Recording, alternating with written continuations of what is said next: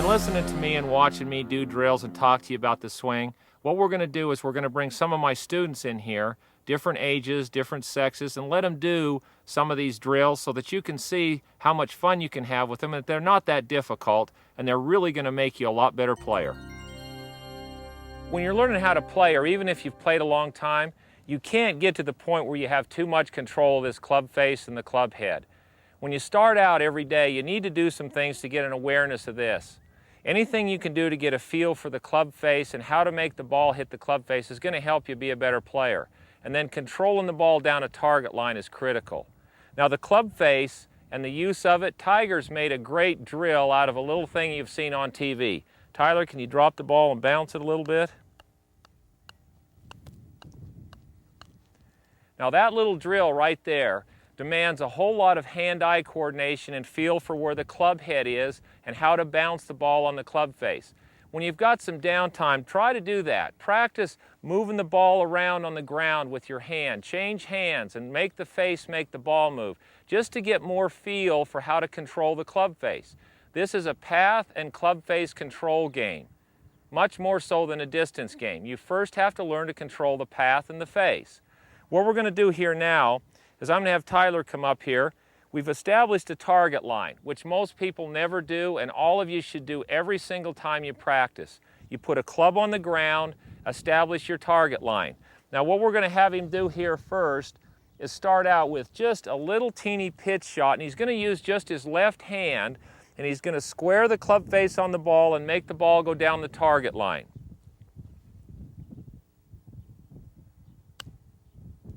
So first you start out with just a small swing with maybe just your left hand, or you can use both hands, but make it be a really small swing and make the ball go down the target line.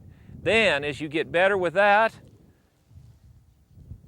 we're going to make a little bit bigger swing, but the key here again is focusing on that target line and making that club face make the ball go down the target line.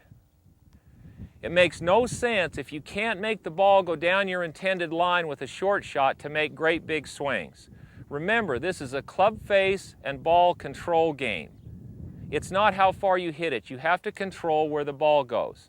When you're out there, get a target line set up. Learn how to control the face at small speeds. Don't be in a big rush to see how far you can hit it. Tyler, thank you very much. Thank you, Mike. It'll really help you with your game. James, how you doing today? Good, how you doing? All right, here's what we're going to work on. Folks, we're trying to learn how to rotate the forearm and how to control the club face through the ball. It's critical that you know how to do that. Most people try to control the club face with the wrong parts of their body. So James, if you'll take your thumb, point your thumb at your chest. As you straighten your left arm out, rotate your forearm. Point it at your chest. Rotate the thumb at the target. Now, take your right hand, put it on top of your left. Point your thumb at your chest.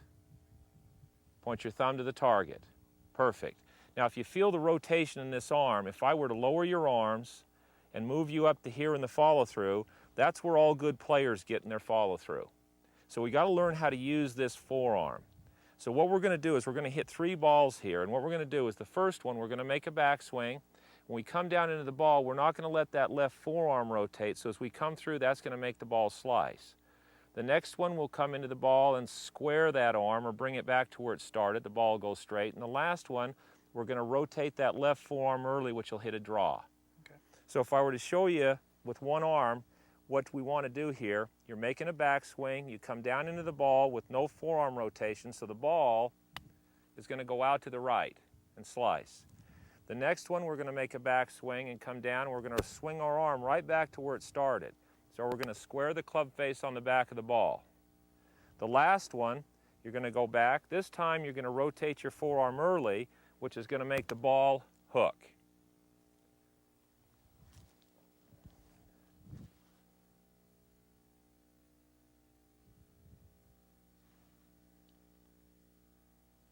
Okay, so it's your turn. So the first one, we get set up, you make a backswing, you come down, keep your forearm from rotating. There you go.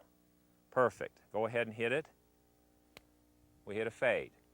This time we're going to practice rotating that arm right back to square. Good. The ball goes straight. The last one, now this time you're going to have to rotate your forearm early in the downswing. That's going to close the face. There you go. And you hit a draw. Folks, I'll promise you, if you'll spend a little bit of time with this drill and learn how to control the club face with your left forearm and the rotation rather than with your hips or your shoulders, you're going to become so much better player, it's incredible. So have fun with the game. In the golf swing, being able to maximize your club head speed is what everybody wants. To do that, there's a relationship that has to take place in your swing. You have to get the club to hinge up on the backswing, unhinge, and rehinge up on the follow-through. So we've got Ashley with us here today. Come on in here, Ash. How you doing? I'm good. Can you help us out with this? Mm-hmm. Okay, this is the same thing as us hitting a softball or whatever. You've got to be able to release the bat or the club. What most people do when they set up and they hit a shot is they'll make a backswing, and when they come through the ball, they hit the ball, and then they hang on over here trying to turn their chest through. So we've got to get the club to hinge up, hit the ball, and rehinge up on the follow-through side. So I want you to stand up here and let's make a practice swing for me first.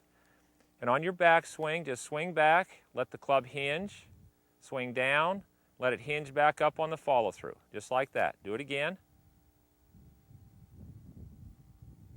Perfect. Now set up to the ball.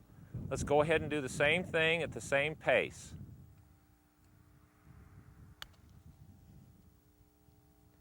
Okay, now, if you'll spend a little bit of time with that drill, you'll get a good feel for how to release the club and get the club into the right position relative to your chest.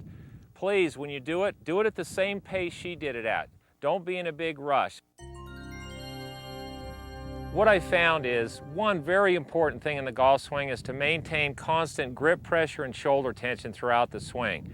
What's really interesting to me is I work with thousands of people in golf schools and do a lot of private lessons. Very, very few people work on their grip pressure and the tension level in their shoulders. Today I've got Bill Reed here with me. Bill, how you doing? Fine, Mike, thank you. I've watched your swing over the last 4 or 5 years, and I know you started out a little while ago and we had a lot of tension and it did a lot of things. Do you do anything or key in on anything grip pressure-wise or shoulder tension? Mike, I work on my grip pressure. I try to keep the right palm very close to the left thumb during the whole swing, from address position all the way through to my finish. Okay, and then do you concentrate at all on the tension level in your shoulders? I try to really stay relaxed through my shoulders. Okay, why don't you just first make a practice swing for us here.